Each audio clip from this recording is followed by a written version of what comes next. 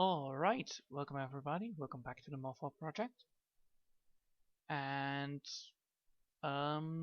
yeah, let's get started on this bad boy. So, today we're gonna be working on this part, and then,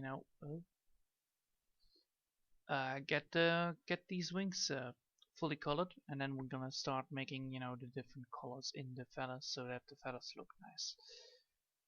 But, yeah, let's get started on this. Just one double check. But yeah, all right, good. Mic is a little bit not too close. There you go. Easy. Let's get started. So today we're going to be working on this. We're going to be working on the feather part. So we're going to be getting the first color done, and then go to the second one, and then to the next one. I think that's clear enough how this is going to be ending. The main problem with this whole damn thing is actually that oh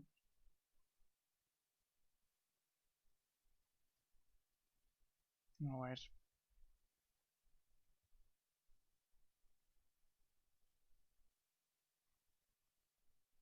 Yeah. The main problem with this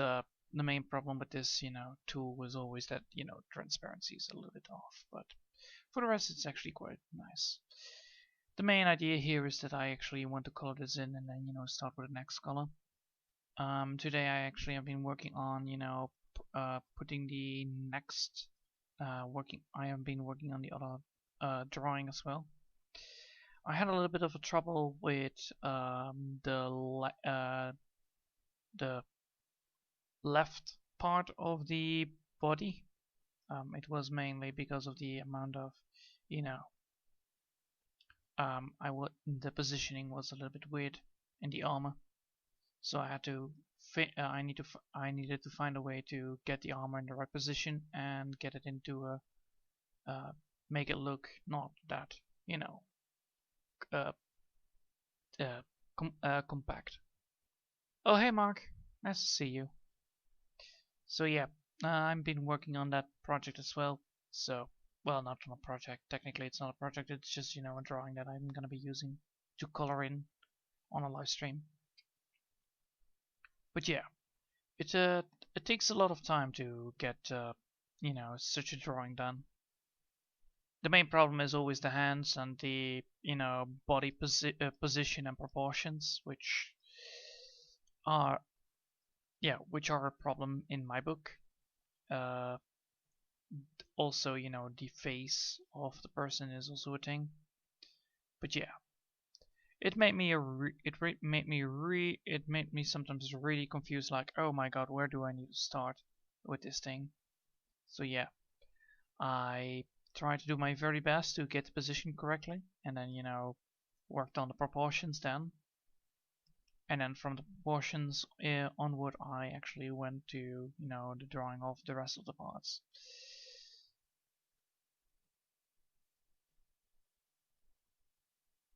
So yeah, I think that sums it up what I did today. I actually worked on the drawing. I figured out what I'm gonna be doing after that, and fixing all the stuff that I need to do. So yeah, I hope I hope I will be able to finish it in before the, I hope I will be able to finish it before the live stream, but I don't know. It's sometimes a little bit risky, but I have good faith in it. I will be able to finish up the drawing before the live stream comes, and then just coloring it in. The main problem with only coloring, the main problem with drawing it on the live stream is that the amount of stuff I need to do is like a huge amount. Because I want to show you guys my drawing style of the drawing itself. So that's the main idea here. But yeah, I hope everybody had a good day today. I do at least. I watched some anime. I gamed, did my drawing part, watched my dog. All those little stuff that a normal person need to do. Like, watching the dog, not doing anything foolish. So yeah, I did that. I finished off, all the things that I needed to do, and then, went fully on drawing. But I was a little bit exhausted of yesterday, but that's now all gone. Which can happen, when you listen to a podcast that is absolutely garbage, and you are doing actually, live commentary on it. It's not the best. It was the worst kind of podcast I ever heard so far. Because I am actually because I like to think in images, that doesn't help. That doesn't help at all. So yeah, so far I have also good news on the on the channel side of the part. No bots, so I'm very happy. I am no longer targeted by bots. I am no longer targeted by any bots that are leaving comments behind on my channel. So yeah, they haven't come back, and I'm very happy on that part. So yeah, that's definitely a thing I can do. So, let's see. So we have been working here to work on, these feathers, and then, after this big giant color is going to be done, I will be working on the second color. And together we're going to see what I meant, what I said the other day. Yesterday, yeah.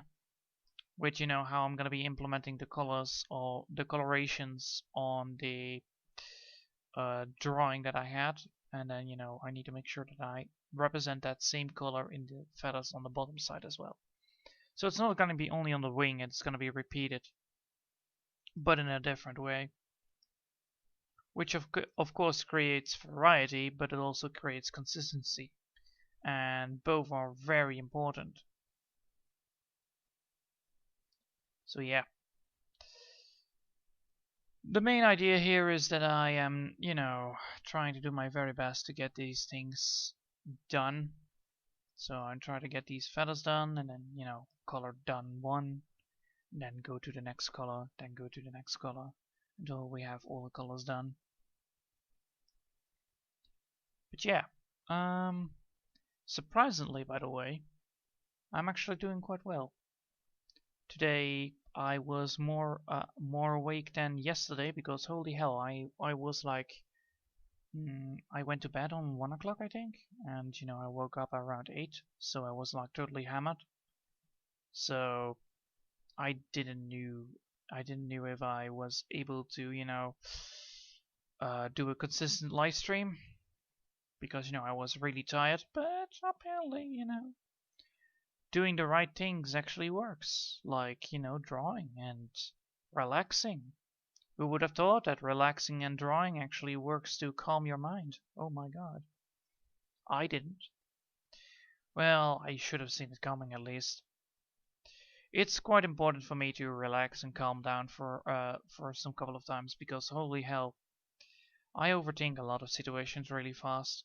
And overthinking is not a very good idea to have when you want to do something and you overthink it and make it far too complex as it should be. And then you're getting panicked because you cannot oversee it. This is why I'm doing things step by step. This is also why I'm doing it step by step, because it's the most important thing I need to do. If I don't do this by step, I might shoot myself in the leg sometimes, and shooting myself in the leg is not a very cool thing to do. I'll tell you that.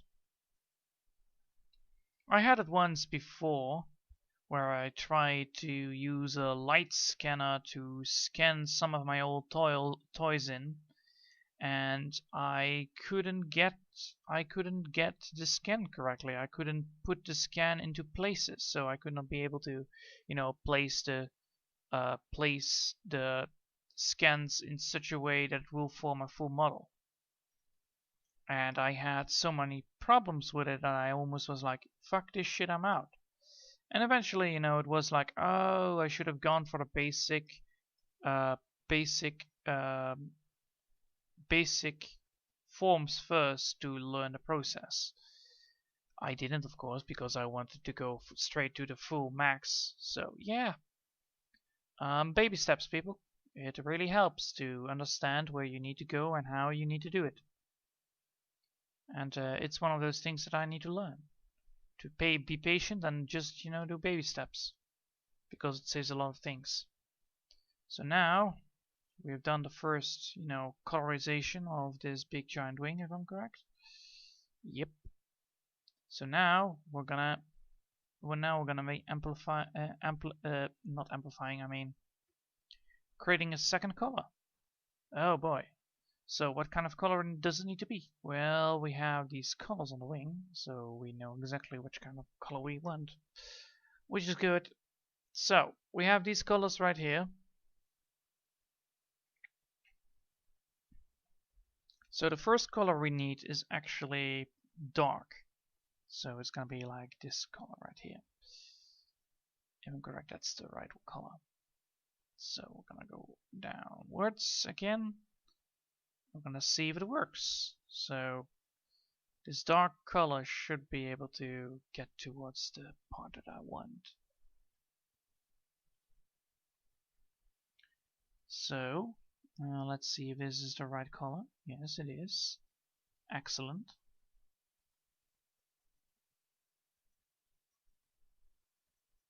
So how far do I want this color to be there? Probably I want this color to be in the full length of the feathers, but then not in the top. Well, how much do I want? I actually need to know now. Like halfway? Probably. Of course, this doesn't look anything like it. This doesn't look like any straight up thing, so we need to have the other. Yes, we need to have the other one. Yes, thank you.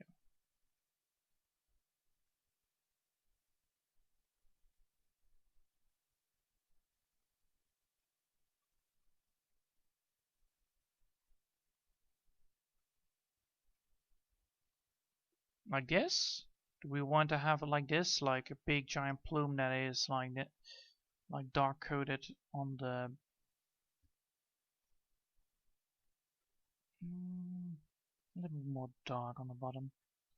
So we actually want to have this, but then we need to make sure that we have the smoothness towards it needs to be.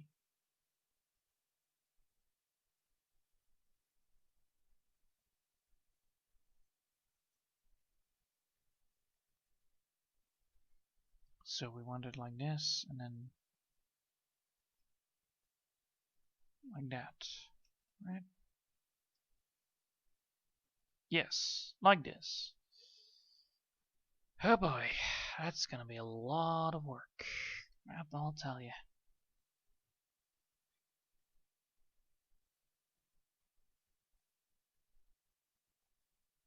So the idea here is that, you know, it's gonna be like plumes of halfway dark. So we want to have like until right over here. We want this color to be, and then, you know, make sure that it is more dark at the places where we want it. So yeah.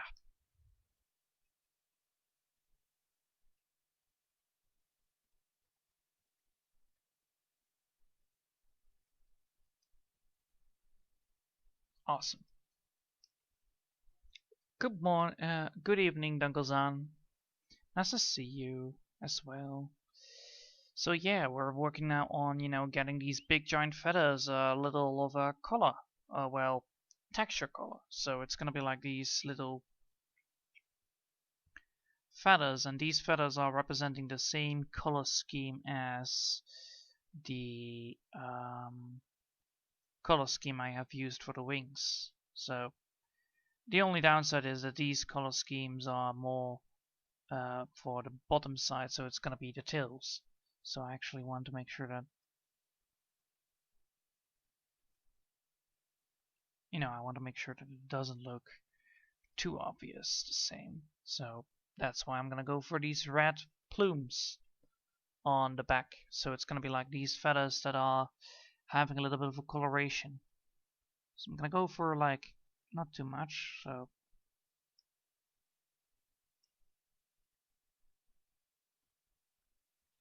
like this, and then go back in. Alright. Now we have that done. Now we can continue to the next one. We want to start on the bottom and then go upwards, because otherwise we will ruin our own drawing because of the erasing tool. So that's why. So yeah.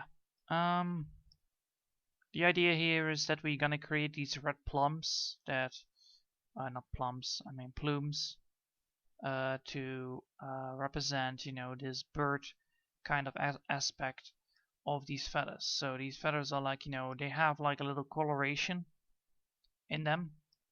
So it's not like a true rainbow, but it's more like, the colors that are already used on the wing, which then, oh, they're already used on the wing. Oh, how sweet. That's actually quite well thought of, that kind of approach. So you have the color already in it, and you just want to make sure that, the color is seen. That's exactly what I wanted with it. So I want to actually represent the color in both the feathers and in the wings. Otherwise it would be stupid, because you're using the same color in the wings and in the feathers. That will make more sense, because it is then, oh, it's the same color scheme, but yet, these feathers act different. Yes. Why are these feathers acting different than the wing parts? Because the wing parts are actually consist of tiny little feathers. So it's more like a skin. And these things are big giant feathers. That's why they have this coloration like this. Because they're big and giant, that means that, they're supposed to have this representation. Because otherwise it would not make sense. Because if I draw them like pure one color, it doesn't look well. It doesn't look well. Let's put it that way.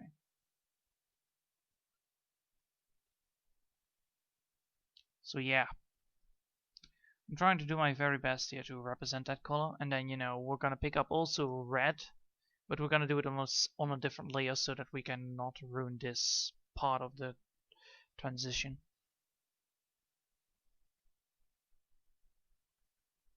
There you go. It's like these feathers of of an Indian headdress, the feathers that are like, pigeons have? Yeah, pigeon feathers. They do have this transition, but then with black and gray.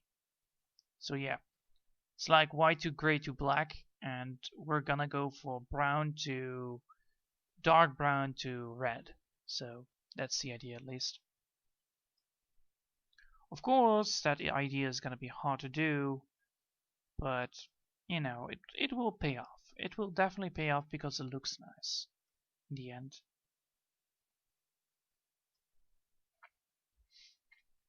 Also, I don't even have to use a blur tool for this coloring because of the way how this eraser tool works. It's a soft brush which actually creates this effect, which is quite cool. I must say myself, the drawing of course is not fully complete, but so far, the drawing actually looks very nice already.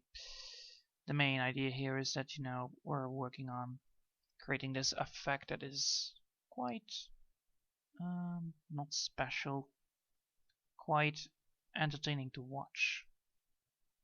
Ah, damn it, I'm doing it wrong again. I need to wait here and then just go first backwards. Downwards we go. There we go.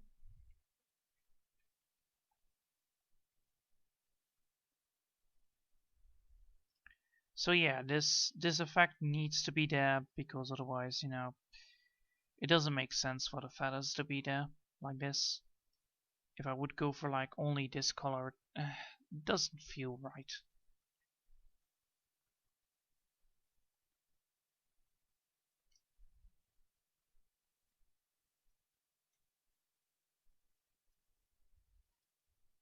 Yeah, do I want it more further?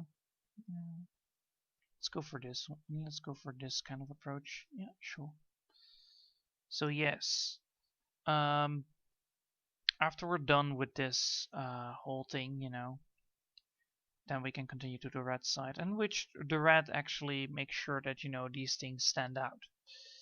Which is the whole idea of these. That's the whole idea of a tail feather.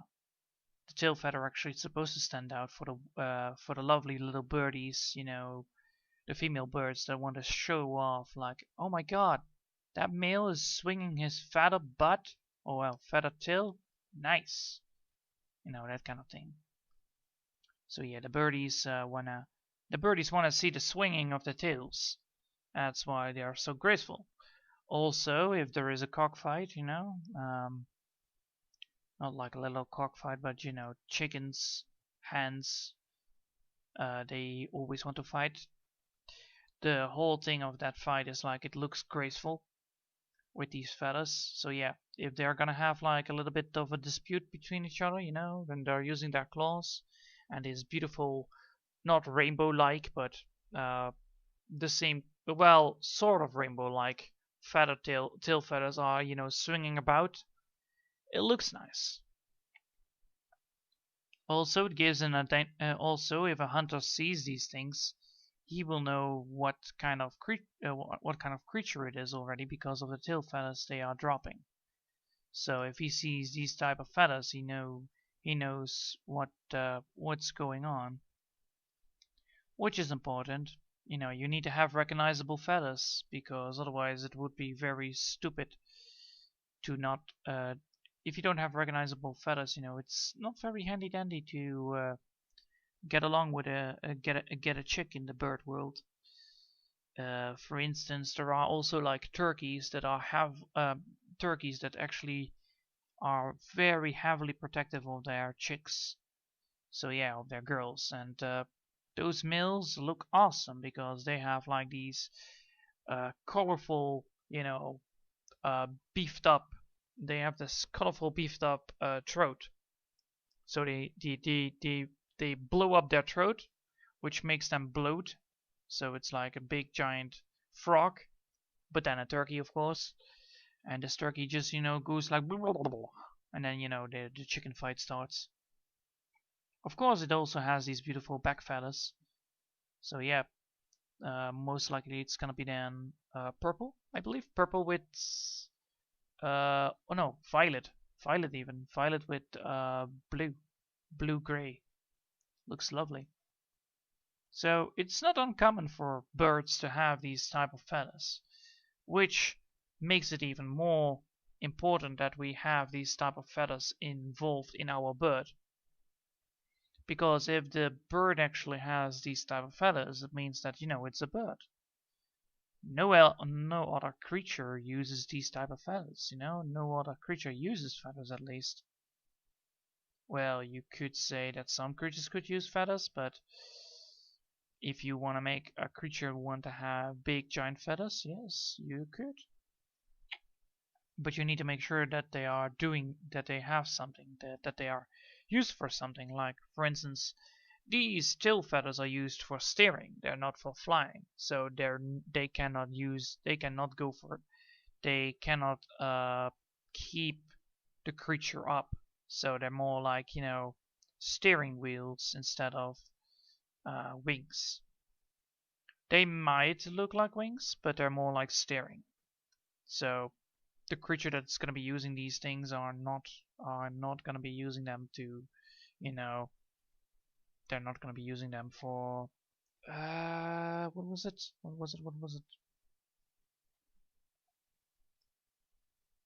They're not going to be using them for certain type of things like gliding. They won't use them there for that. They will just, you know, well, technically gliding should be a thing. Yeah, they could be using them for gliding, I believe. but they're more like for steering. So if you see it like in the water, you know, when your fish swims, the tail is actually important for steering, and that's how this thing also operates. It's like, you know, steering in the wind, getting to the right position. And did I screw it up here? No, I didn't, thankfully. Thank God. Alright, no. I will keep this one. Do I want to keep this one fully dark?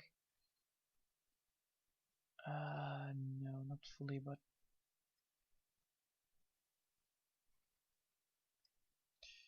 there you go. Much better.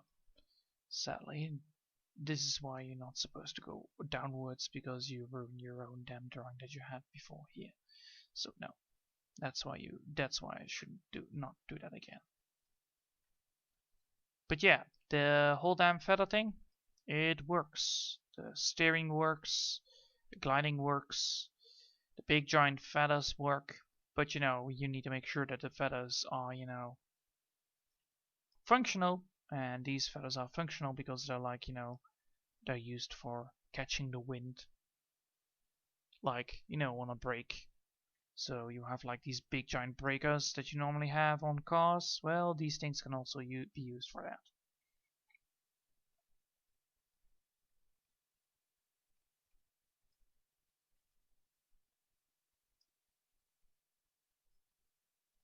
So yeah, if we now zoom out, we can actually already see the result of our beautiful drawing right there. So as you can see, the effect is actually really nice going on. So it's a really nice effect to have, but I need to make sure that, you know, the effect is fully. If you can see,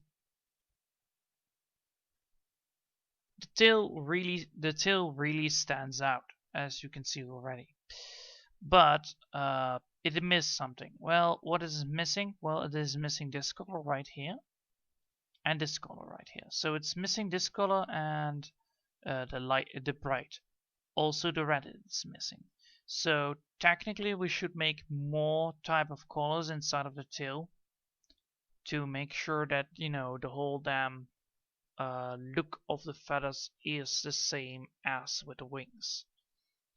So we need to use this type of coloration, but we also need to make sure that the creature itself has the same effect on it. I don't know if that's how you say it, but we just need to make sure that, you know, the tail looks like it is part of the body of the bird. We need to make sure that the tail is looking like what it is with the wings. So we need to make sure that the wings look like they are part of the bird, but we also need to make sure that the tail feathers are part of the bird. Because the wings don't have the same way how a normal wing should be going for like a bird wing, they have a different way of patterning. This is why if we went for fully bird wings, that would also be fine. Trust me upon that. That would be also fine. But these wings are necessary to, you know, they need to be fitting on this thing. And how we're gonna be doing that is by, you know, implementing these colors into this drawing. Oh well, into this color pattern. That's why it's important for the right color pattern, otherwise it doesn't make any fucking sense why this bird looks like this. This is quite important. This is why it's also very important to do so. This is why I'm always like really concerned upon, like, you know, oh, which color do I need to do? Ooh, I'm so spooked right now. So yeah, I need to make sure that, you know, every color is correctly implemented. And now it's not, because, you know, we're missing some colors. We're missing some, you know, shading. Yeah, god damn it.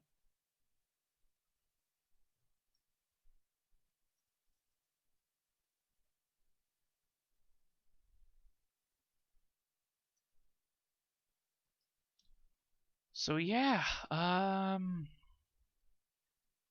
that's actually what I just wanted to say. You know, we're working on, you know, making the color scheme correct.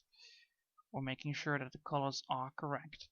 And we're gonna be hopefully be done in, I believe this is gonna be a big one again. Yes, because I'm implementing different kind of colorations. Oh boy. This is again one of those, you know, let's color, and then, you know, realize like halfway through, like, oh my god, I'm only working on one color at a time. Yes, why am I doing this? And then you ask that to yourself, and it's like, oh, it's because of, you know, it's important. Yes, it is. There's nothing more important than just, you know, figuring out what colors you're gonna be using for your drawing, and then, you know, making the right color scheme. You of course you can use the of course you can, you know, switch a little bit with the color scheme, but you need to make sure that the color scheme is believable. Like for instance, I use the color schemes of a moth on my drawing. So to get that color scheme going, I need to make sure that I keep with that color scheme. So I can only use those kind of colors. Of course I can use that kind of spectrum on it, so I can, you know, go for lighter and darker, but that's all gonna be after this. So the lighting and the darkening is of course gonna be a lot of impact in the feathers, because, you know, you will see then more details in them. Like, you know, on the rich side they have more glimmer. So yeah, I hope that explains a lot. Probably not, but you know, I always wanted to say that you always need to make sure that, you know, whenever you do something like this, always safe. Always safe sometimes, because there is always a time that you can make a mistake and say like, oh no, I cannot remove that. Or you have overlooked, or nah, or you have overlooked something very easy, something very casually. It can happen, and one of those things is that you don't want that to happen. So yeah, uh, I hope you guys are enjoying right now the view of all these beautiful colors just casually gliding around. I mean, really, it's all, you know, it's all not casually done, but it's all about, you know, making sure that all these colors are perfectly implemented into a sort of, you know, pattern. And these patterns can be hard, trust me. I'm having a really hard time right now focusing and talking to you guys, because I'm trying to keep the pattern the same. Of course, that's not gonna happen all the time.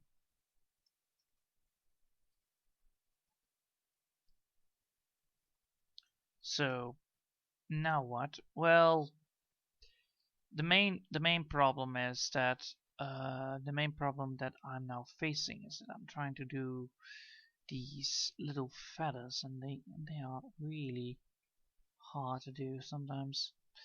Sometimes I did my brush is too big, and I need to make sure that I have my placement correctly.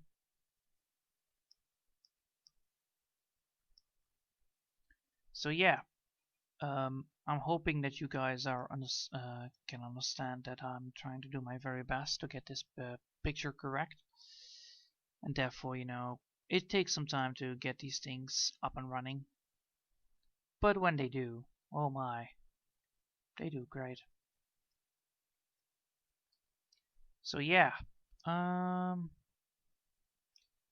since that we're probably gonna be doing this a long time, talking about these colorations and all that stuff, let's switch subject. Well, wow. Yeah, let's do that. Let's switch subject about something, I don't know, something very random there. What is random enough to be random? Oh, I know. Let's talk about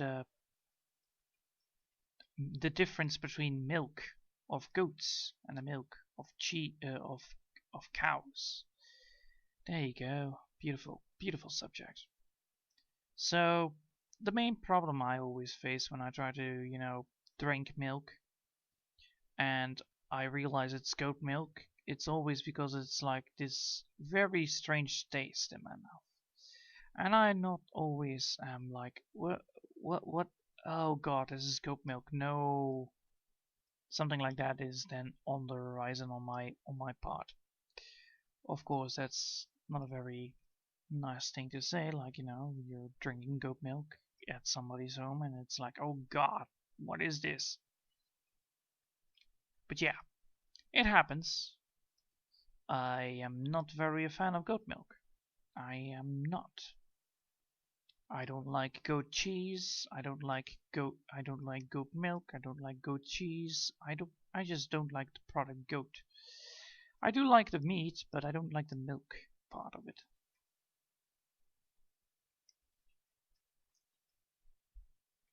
But yeah, the main problem I always face with goat milk, it's like it's just totally different kind of uh, taste instead of with cows also. Well, it's only with the full and the half milk, which has a different taste. But with goat milk, it's instantly recognizable. Like, oh my god, it's goat milk, which is kind of strange because technically, cocos milk also has that problem, but it does not matter that much because it is more sweeter, if I'm correct. Because I know when I drink coconut milk, it's decent. It's decent. It's not the best, but it is less recognizable than goat milk. Especially if you have tasted goat milk before. So yeah, let's yeah, that's an awesome that's a cool looking subject to talk about. Goat milk. It's not everybody's favorite. That's for sure. Of course, some people do like it, so I don't mind if they don't if they like it, but I just don't.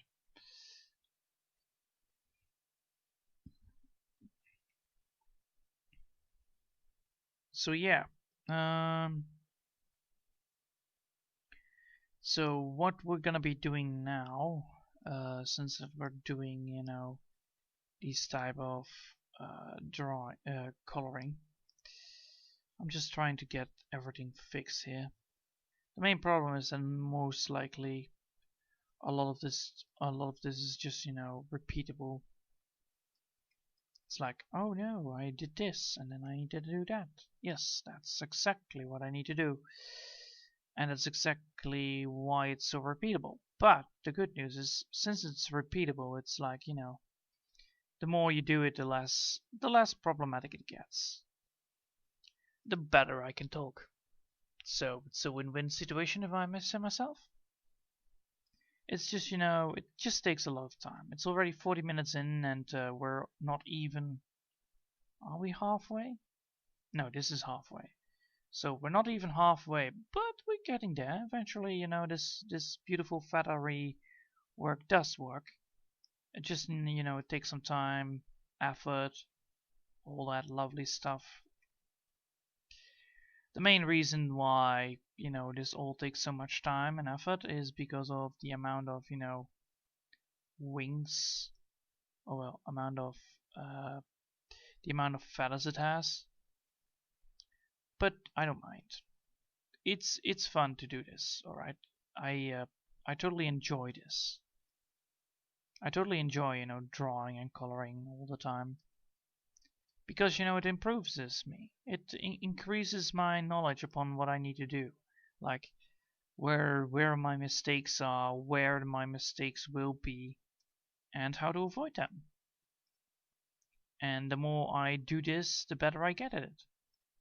And eventually, I will get the best out of it.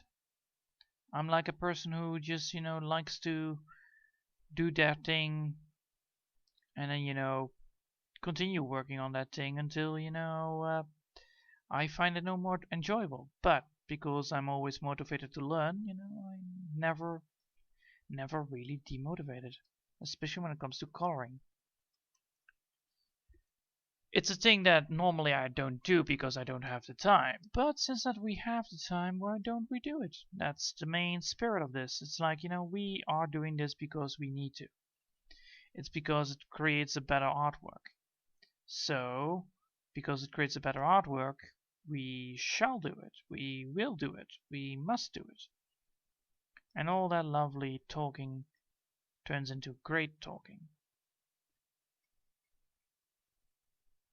Great talking? That's not a word. But anyway, since that we're now doing this beautiful, you know, drawing, coloring, all that stuff, it's really nice to do this. Trust me, I have a blast right now. The main problem I'm dealing now with is just, you know, the coloring of, you know, these feathers. They are really hard sometimes to do because, well, they're all having different sizes, different connection points, and we want to touch them all. So yeah, I hope you guys are having also an awesome time in this. Just, you know, me watching doing these things and just listening to whatever I'm talking. Sometimes the talking is not even important at all. It's just, you know, my things that are coming along, like goat milk, spider milk. Technically, the definition of spider milk is actually spider poison, but you know, you can actually milk a snake for its poison. So yeah, they do that also with spiders. And people think like, what? You're milking a spider? No, no, no, no, no. I'm trying to remove the poison out of. I'm trying to collect some I'm collecting some venom from a spider. That's different. Technically, people call it milking because it's milking. Oh boy. Oh boy. God damn it. I knew that I knew that I touched it. That's the worst. I knew that I touched it, and you know, I touched it. That's evil. I don't want to touch it. And then, you know, you touch it. It's like I pressed that button and I could not get free from it.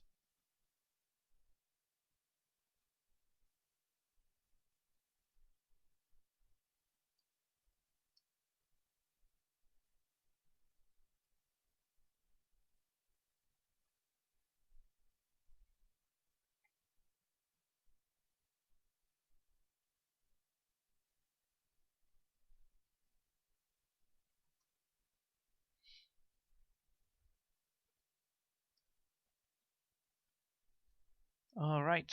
Well, anyway. Let's see if I can maybe find a better one.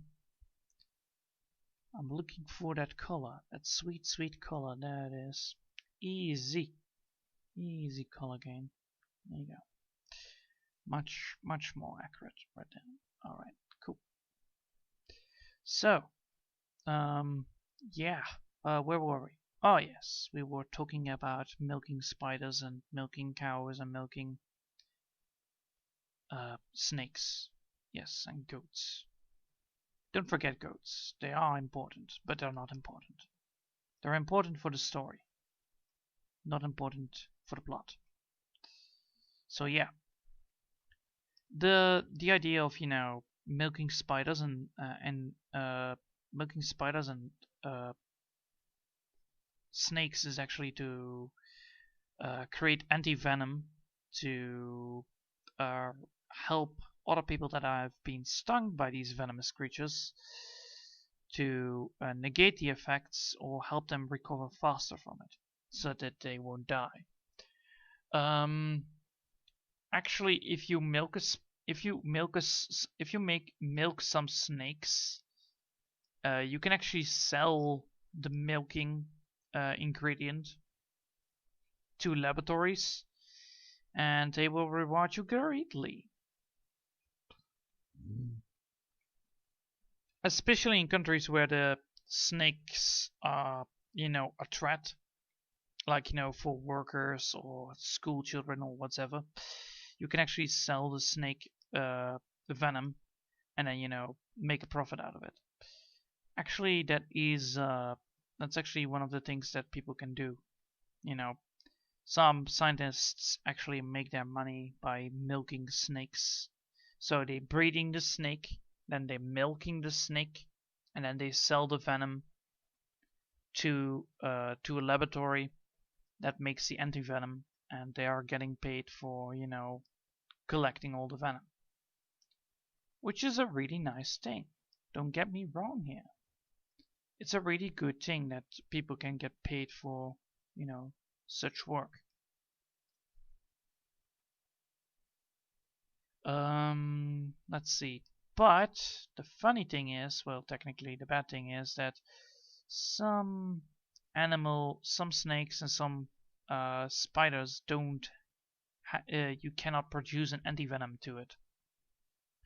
So some of the animals that are, you know, there, the anti-venom doesn't work. Why? Because sometimes the target says something very important, like a nervous system, and the anti-venom will not work fast enough. Therefore, you know, your poor boy is gonna be dead before the anti-venom kicks in. This can happen. This can definitely happen. It's if people have highly toxicated, if people have like this very nasty combination of venoms. I believe there is one of those snakes that can actually do it. The snake actually produces 2 different kind of toxins in the venom, so it has like 2 different kind of stuff that it can do.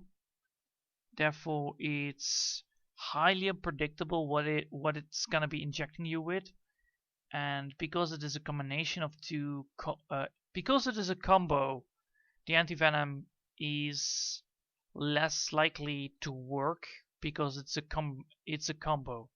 It's like hitting your immune system and then stabbing you in the back as well. You know, something like that. It's like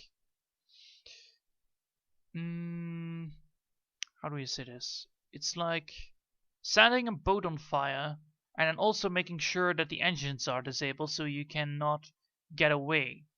And then suddenly also missiles have been locked on the boat to make sure that the boat sinks.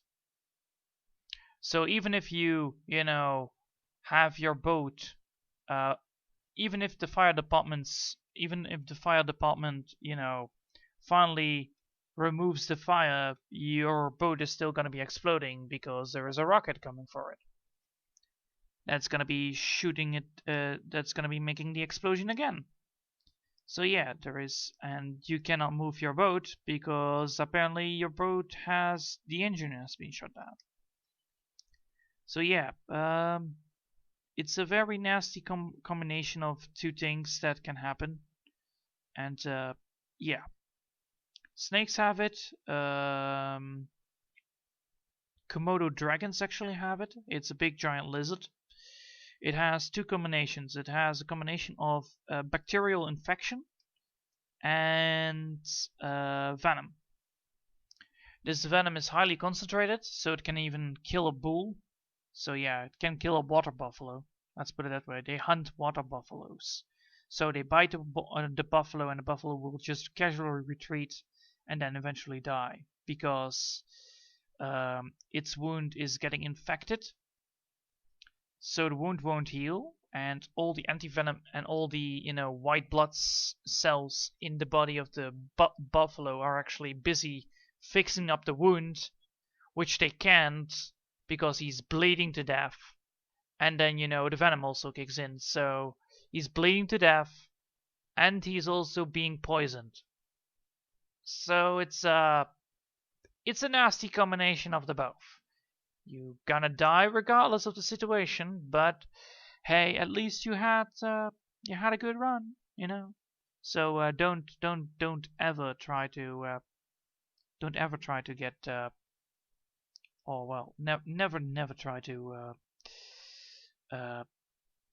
get in contact with a Komodo dragon. They're really spooky. And I mean like not spooky in a good way. I mean like terrifying spooky. They're really fast. They can swim technically. They can reproduce on their own if they want to. So yeah, they are like they are a heavy contester in the Darwin's Award for.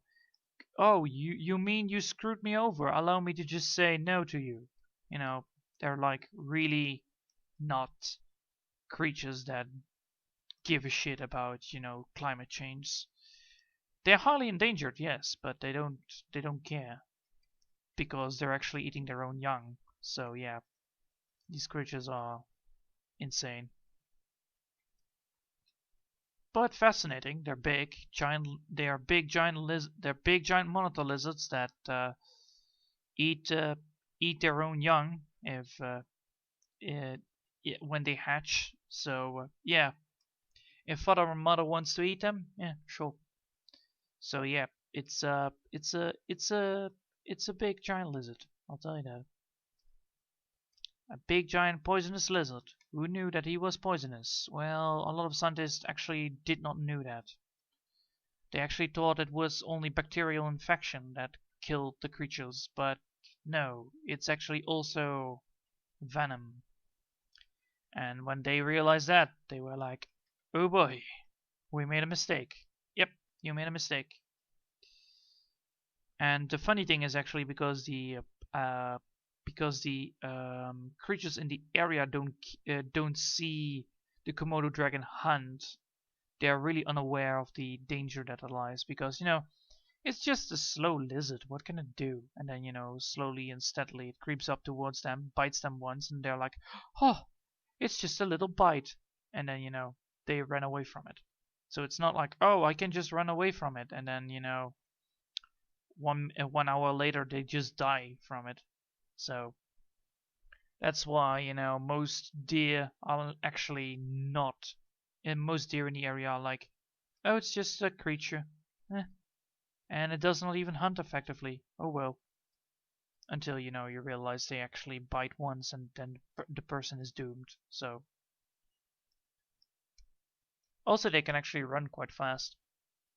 So yeah, tops to them. So top-notch, top predator of the. They are they're top-notch predators.